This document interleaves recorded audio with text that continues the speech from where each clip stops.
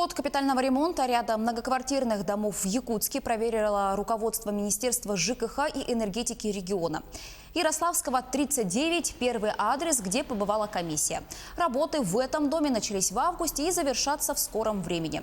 В здании заменена система водоснабжения, на стадии приема работы по водоотведению. Заменена кровля, сейчас подрядчик компания «ТЭС-Мосстрой» проводит работы по замене вентиляционных шахт.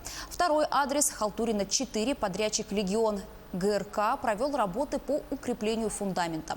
Добавлю, что в этом году в регионе под программу капремонта попали 169 домов. Из них 46 планируют отремонтировать до конца этого года.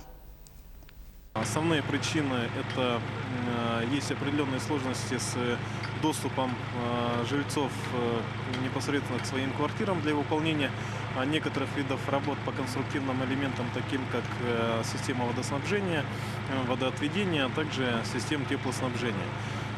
Подрядная организация, к сожалению, сталкивается с такими проблемами. Но, тем не менее, с управляющими компаниями, управами и, в частности, по городу Якутску проводится активная работа для того, чтобы все-таки данные работы были завершены в установленные сроки.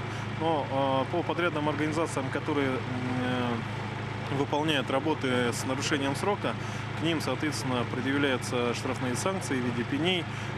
Ну и, соответственно, если вопросы не решаются, так скажем, в рабочем порядке, то вопросы решаются через суд.